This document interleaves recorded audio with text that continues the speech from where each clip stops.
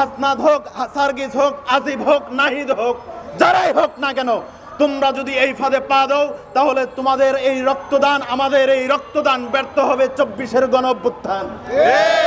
অন্তর্বর্তীকালীন সরকারের প্রধান ডক্টর মোহাম্মদ ইউনূস সাহেবকে বলছি, আপনিও ভারতের পাতা ফাঁদে পা দিয়েছেন।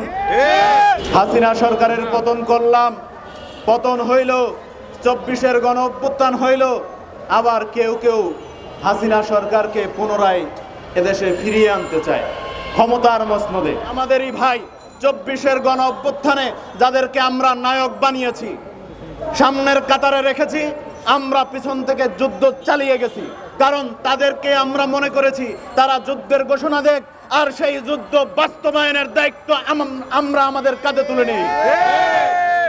আমাদের ভাইরা যদি ভুল করে আমরা তাদের সমালোচনা করব, আমরা আমাদের ভাইদেরকে অনুরোধ করব, তোমরা তোমাদের সেই জায়গা থেকে ফিরে আসো, কারণ এখানে যদি তোমরা পা রাখো, হাসনাত হোক, সার্জিস হোক, আসিফ হোক, নাহিদ হোক, যারাই হোক না কেন, তোমরা যদি এই ফাঁদে পা দাও তাহলে তোমাদের এই রক্তদান, আমাদের এই রক্তদান ব্যর্থ হবে 24-এর গণঅভ্যুত্থান।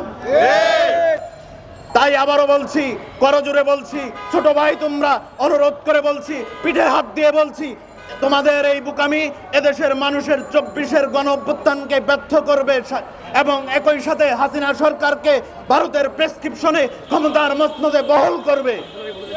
প্রিয় বন্ধুগণ, আরেকটি কথা বলছি, যারা হাসিনা সরকারের সাথে মিলেমিশে একাকার হয়ে নির্বাচনে গিয়ে ভোটের মাঠে ছলছুতুরি করে ক্ষমতার মসনদে বসেছিল, কাউন্সিলর হয়েছিল, তারা এখন যতই কান্নাকাটি করুক না কেন, তারা হাসিনার দোসর, হয়তো হাসিনার প্রেতাত্মা।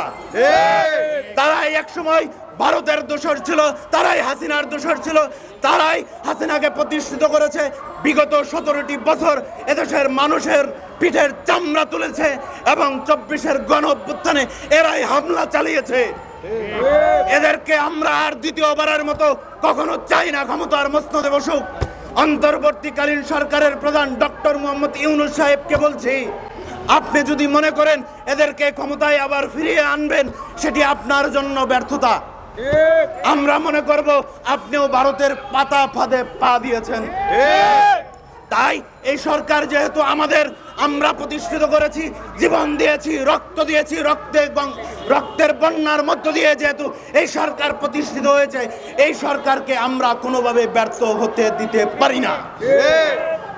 এর সাথে আরো একটি কথা বলে দিতে চাই, কারণ এই সময়ে এই ষড়যন্ত্র হওয়ার পিছনে বড় একটি কারণ হলো বিডিআর হত্যাকাণ্ডের বিচার। আপনারা জানেন, আমরা যে মুহূর্তে বিডিআর হত্যাকাণ্ডের সুষ্ঠু তদন্তের জন্য কমিশনের দাবি করছি, সেই সময়ে এটিকে সামনে আনার মানে এই ইস্যুটাকে পিছনে ব্যাকডেটে ফেলে দিয়ে সেই ইস্যুটাকে সামনে এনে আমাদেরকে মাঠে ময়দানে ফেলে রাখা। তাই আমি বলছি, আমরা যেহেতু বলেছি, যেহেতু জনগণের দাবি বিডিআরের হত্যাকাণ্ডের সুষ্ঠু তদন্তের মধ্য দিয়ে সঠিক অপরাধীদেরকে বিচার করতে হবে, সেই জন্য এই ধরনের কোনো কুরুচিপূর্ণ কোন বাটপাররা, সেটাররা, 24-এর গণঅভ্যুত্থানের আসামিরা, খুনিরা যদি দাবি করে কাউন্সিলর পদে পুনরায় ফিরে আসবে, আমরা আজকে এই প্রেস ক্লাব থেকে ঘোষণা দিচ্ছি, গণদোলাইয়ের ব্যবস্থা করা হবে। যদি আবার তারা জাগ্রত হওয়ার চেষ্টা করে, হাসিনা সরকারকে আবার ক্ষমতার মসনদে বসানোর চেষ্টা করে, ভারতের প্রেসক্রিপশন বাস্তবায়ন করার চেষ্টা করে, শুধু গণদোলাই নয়, তাদেরকে জনসম্মুখে বিচারের কাঠগড়ায় দাঁড় করাবো আমরা। প্রিয় বন্ধুগণ, সর্বশেষ একটি কথা বলে যাই, আমাদের ভাইরা ভুল করতে পারে, আমরা সেটি সংশোধন করবার জন্য তাদেরকে পরামর্শ দেব। যদি ভুল করেই যায়, তাহলে আমরা সেই ভুল কিভাবে সংশোধন করতে হয় সেটি আমরা ভালো করেই জানি। তাই 24-এর এই গণঅভ্যুত্থানকে আমরা কোনোভাবে ব্যর্থ হতে দিতে পারি না। 24-এর গণঅভ্যুত্থান ব্যর্থ করবার জন্য যে কোনো পন্থায় যদি এই কাউন্সিলররা আসতে চায়, তাদেরকে আমি আবারও বলছি, এই জাতীয় প্রেস ক্লাব থেকে ঘোষণা দিচ্ছি, তাদেরকে গণধোলাই দিয়ে এখান থেকে বিতাড়িত করব।